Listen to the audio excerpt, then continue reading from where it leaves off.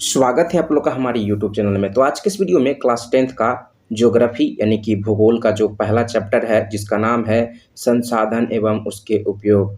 इस चैप्टर से जो है मैट्रिक के परीक्षा में हर साल सब्जेक्टिव और ऑब्जेक्टिव प्रश्न जो है पूछे जाते हैं। तो इस वीडियो में ऑब्जेक्टिव को ध्यान में रखते हुए इस चैप्टर से पहला जो चैप्टर है संसाधन एवं इसके उपयोग, इस चैप्टर से जितने भी मोस्ट इम्पॉर्टेंट सेंटेंस जो है जिनसे ऑब्जेक्टिव क्वेश्चन बन सकते हैं उन वाक्यों को इस वीडियो में आपको एक्सप्लेन करने वाले हैं समझाकर, और बहुत ही इम्पॉर्टेंट लाइन आपको यहाँ पे सिखाएंगे जिनसे ऑब्जेक्टिव क्वेश्चन आपका यदि इस चैप्टर से पूछेगा तो आप 100% ही बना देंगे। तो चलिए हम लोग बिना देर के हुए शुरू करते हैं। तो पहला लाइन है आपका, प्रसिद्ध भूगोलविद जिमरमैन का कथन है संसाधन होते नहीं बनते हैं। तो यहाँ से आपके बोर्ड एग्जाम में ऑब्जेक्टिव क्वेश्चन पूछा जा सकता है और कई बार पूछा जा चुका है कि संसाधन होते नहीं बनते हैं, यह कथन किनका है।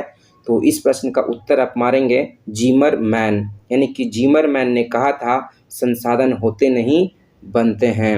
ठीक है। दूसरा लाइन है आपका, मनुष्य, वनस्पति, मत्स्य, पशुधन, अन्य प्राणी समुदाय जैव संसाधन हैं। ठीक है।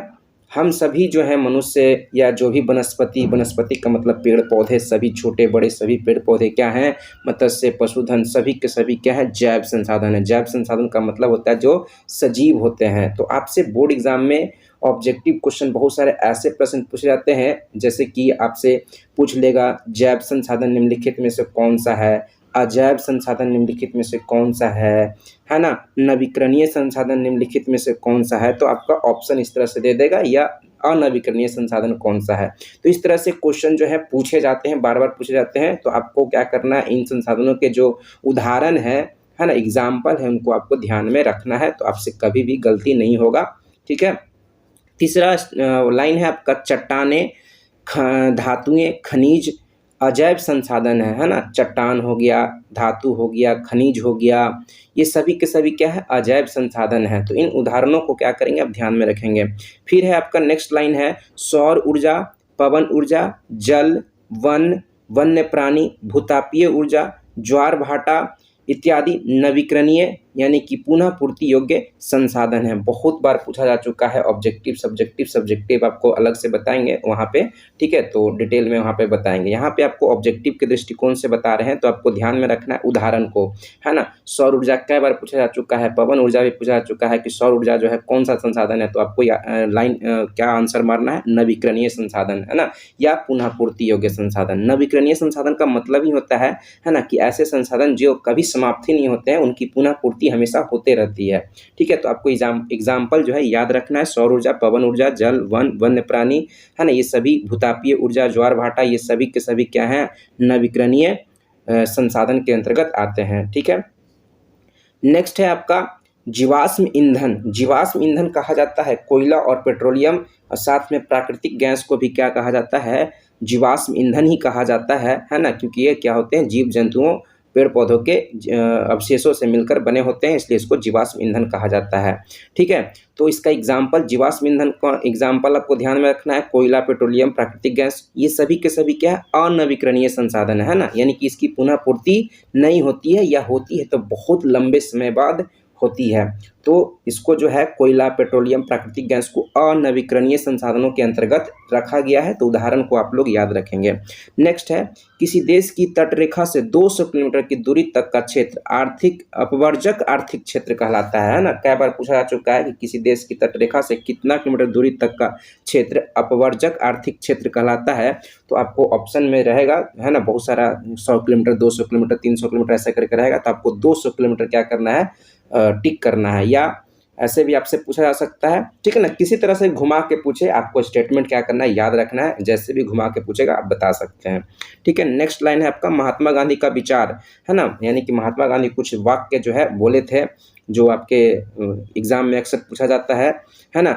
हमारे पास पेट भरने के लिए बहुत कुछ है लेकिन पेटी भरने के लिए नहीं है। ये गांधी जी जो है संसाधनों के संरक्षण के विषय में, है ना, संसाधनों को बचाने के विषय में क्या बोले थे कि हम लोग क्या करते हैं, पेट भरे जा रहे हैं, खाए जा रहे हैं, सारे संसाधनों का उपयोग किए जा रहे हैं, लेकिन हम लोग क्या करते हैं, बचा के नहीं रखते हैं, संसाधनों का बचाव नहीं कर पाते हैं, संरक्षण नहीं कर पाते हैं, है ना। तो इसके संदर्भ में जो है गांधी जी बोले थे कि हमारे पास पेट भरने के लिए सब कुछ है, लेकिन हम लोग बचाते नहीं है, यानी कि पेट ही भरने के लिए कुछ भी नहीं है। ये लाइन दे देगा और कहेगा किसने कहा था या किसका कथन है, तो महात्मा गांधी का ये कथन है कि हमारे पास पेट भरने के लिए बहुत कुछ है, लेकिन पेट ही भरने के लिए नहीं है। ये कथन जो है महात्मा गांधी का है।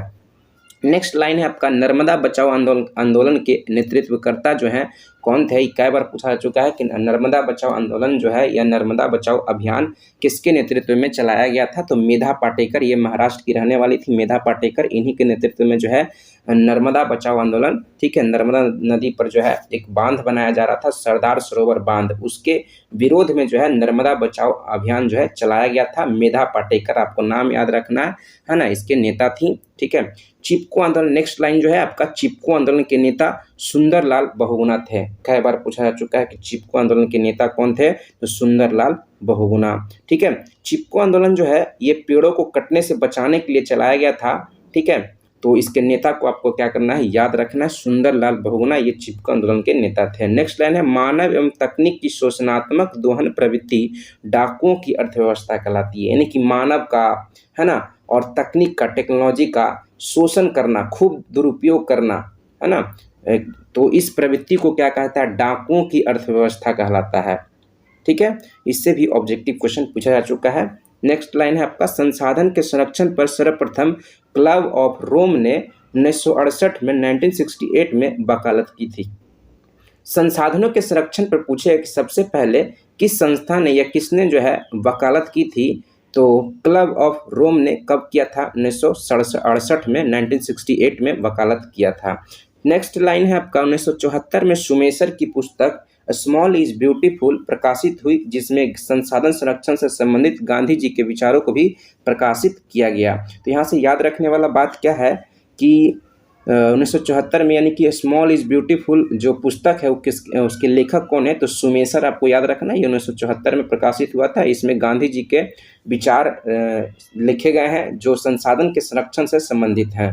नेक्स्ट वाक्य है आपका, नेक्स्ट लाइन है, 1987 ईस्वी में ब्रंटलैंड आयोग ने आवर कॉमन फ्यूचर, जिसको हिंदी में हमारा साझा भविष्य कहा जाता है, एक दस्तावेज को प्रकाशित किया, जिसमें संसाधन के संरक्षण के लिए सतत विकास की अवधारणा का प्रतिपादन किया, है ना। तो यहाँ कई बार पूछा जा चुका है कि ब्रंटलैंड आयोग का संबंध किससे है? तो संसाधन सतत विकास से है। किससे है?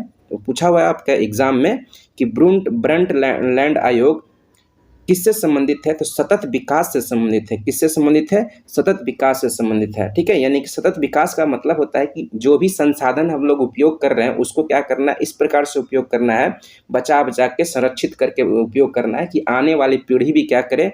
संसाधनों का उपयोग कर सके, है ना। सतत विकास का मतलब यही होता है। और सतत विकास का अवधारणा जो है ब्रंटलैंड आयोग कहीं लिखा रहता है, कहीं ब्रंटलैंड आयोग भी लिखा रहता है, जो कि 1987 में हुआ था। ये आयोग पे ये लोग मीटिंग किया था, ठीक है। आप लोग को समझ में आ रहा होगा। नेक्स्ट आपका है, पर्यावरण संरक्षण हेतु सर्वप्रथम 1972 ईस्वी में विश्व शिखर सम्मेलन स्वीडन की राजधानी स्टॉकहोम में आयोजित किया गया था, जिसमें तय किया गया कि प्रत्येक वर्ष 5 जून को पर्यावरण दिवस मनाया जाएगा। तो यहाँ से आपसे एग्जाम में प्रश्न पूछा जा चुका है कि पर्यावरण दिवस कब मनाया जाता है? तो 5 जून को मनाया जाता है। और ये कब तय किया गया? तो 1972 में तय किया गया। विश्व शिखर सम्मेलन 1972 में तय किया गया कि प्रत्येक वर्ष 5 जून को विश्व पर्यावरण दिवस, यानी कि पर्यावरण दिवस मनाया जाएगा। और कहाँ ये तय किया गया? विश्व शिखर सम्मेलन 1972 कहाँ हुआ? तो स्वीडन की राजधानी स्टॉकहोम, है ना। आप लोग एक नोट डाउन कर लेंगे कि स्वीडन की मुद्रा क्या है। तो स्वीडन का मुद्रा जो है आपको बता दें, क्रोना। कई बार आपके बोर्ड एग्जाम में पूछा जा चुका है। स्वीडन की मुद्रा क्या है? क्रोना है, क्रोना। जैसे अपने देश भारत की मुद्रा क्या है? रुपया है, उसे ही स्वीडन देश की मुद्रा है क्रोना है। क्या है? क्रोना है। नेक्स्ट लाइन है आपका, प्रथम पृथ्वी सम्मेलन 1992 ईस्वी में रियो डी जेनेरो यानी कि ब्राजील देश में हुआ था, है ना। पृथ्वी सम्मेलन से आपके बोर्ड एग्जाम में हर बार जो है क्वेश्चन कोई ना कोई शिफ्ट में, प्रथम शिफ्ट में या द्वितीय शिफ्ट में जो है पूछा ही जाता है। तो पृथ्वी सम्मेलन से जितने भी प्रमुख बातें हैं उसको आपको क्या करना है? ध्यान में रखना है, जो भी आपको सुना रहे हैं, ठीक है। प्रथम पृथ्वी सम्मेलन 1992 में हुआ था। किस शहर में हुआ था? तो रियो डी जेनेरो में हुआ था। देश का नाम पूछेगा तो ब्राज़ील देश लगाएंगे।